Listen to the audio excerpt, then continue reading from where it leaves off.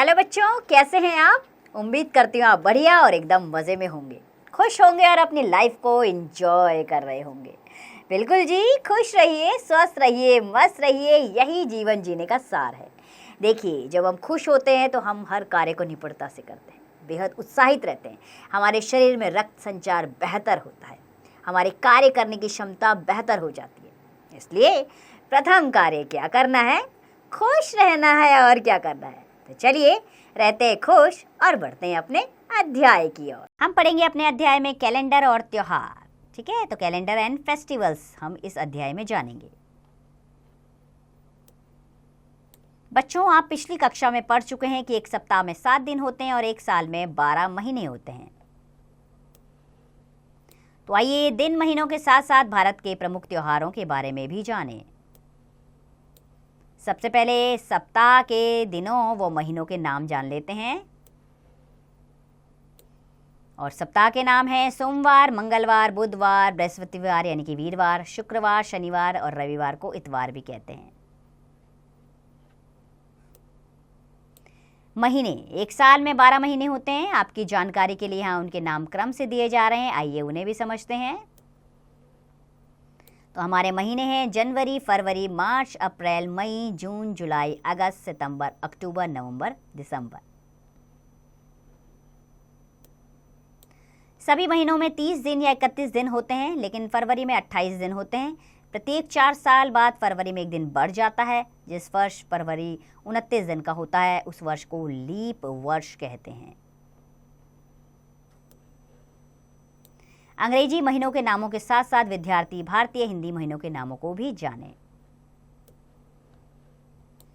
तो हमारे हिंदी महीनों के नाम हैं चैत्र, बैसाख, ज्येष्ठ, आषाढ़, श्रावण, भादो, आश्विन, कार्तिक, अगहन, पौष, माघ, फाल्गुन।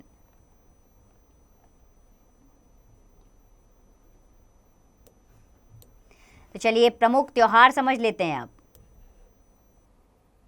हमारे देश भारतवर्ष में 2 प्रकार के त्योहार मनाए जाते हैं।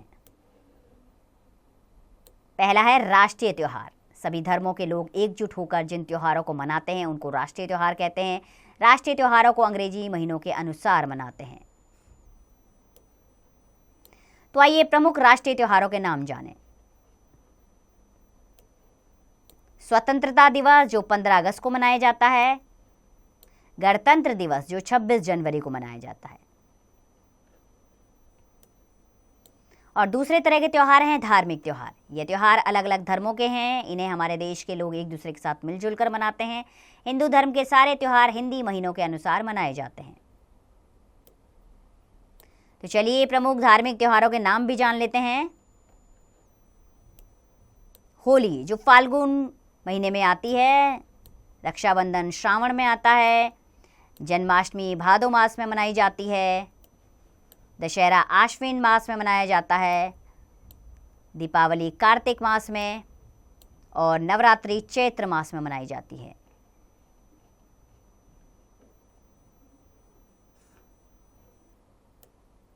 भारत में मनाए जाने वाले कुछ अन्य धार्मिक त्योहार हैं ईद, गुरु नानक जयंती, क्रिसमस आदि।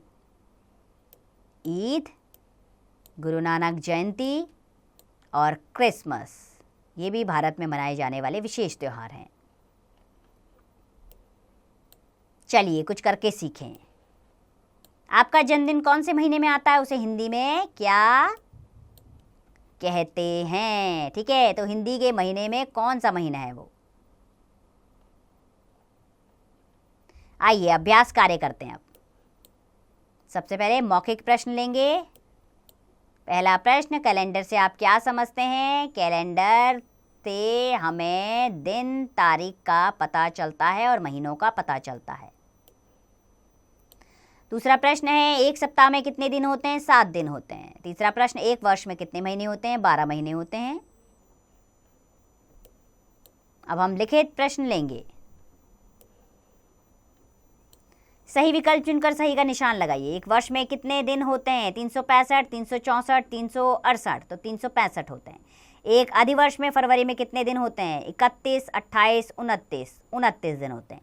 एक सप्ताह में कितने दिन होते हैं? 5, 7, 8, तो 7 दिन होते हैं।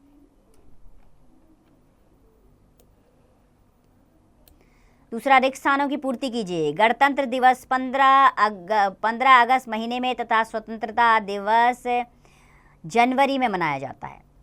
दिसंबर से पहले नवंबर आता है। होली हिंदी महीनों के अनुसार माघ महीने में मनाई जाती है। मेरा विद्यालय रविवार को बंद रहता है। ई की मात्रा वाले दिनों के नाम रविवार, वीरवार और कौन सा है, शनिवार है। तीसरा प्रश्न, सही कथन के सामने सही तथा गलत के सामने गलत का निशान लगाइए। दशहरा हमारे देश का राष्ट्रीय त्यौहार है, गलत। क्रिसमस फरवरी में मनाया जाता है, गलत। होली रंगों का त्यौहार है, सही। फरवरी का महीना 26 दिन का होता है, गलत। 15 अगस्त को गणतंत्र दिवस मनाते हैं, सही। सही मिलान कीजिए। गणतंत्र दिवस 26 जनवरी से मिलाइए, स्वतंत्रता दिवस 15 अगस्त से मिलाइए, होली फाल्गुन से मिलाइए, दशहरा आश्विन में मिलाइए। चलिए अब गतिविधि करते हैं। चित्रों के आधार पर त्योहारों के नाम लिखिए, ठीक है। यहाँ लिखिए होली, यहाँ पर ईद, क्रिसमस और यहाँ पर रक्षाबंधन। तो बच्चों, मुझे पूरी उम्मीद है कि व्याकरण का ये अध्याय आपको अच्छे से समझ में आया होगा। देखिए, व्याकरण में दक्षता प्राप्त करनी है तो इसके लिए आपको अभ्यास ज़रूर करना होगा। अगर उच्चारण गलत होगा तो लेखन में भी अशुद्धियाँ आएंगी, यानी कि आपका लेखन, आपके लिखने की क्षमता वो भी गलत हो जाएगी। इसलिए व्याकरण के लिए आपको अभ्यास की आवश्यकता है। तो मैं पूरी उम्मीद करती हूँ कि आप बार बार अभ्यास करेंगे और व्याकरण में दक्ष बने।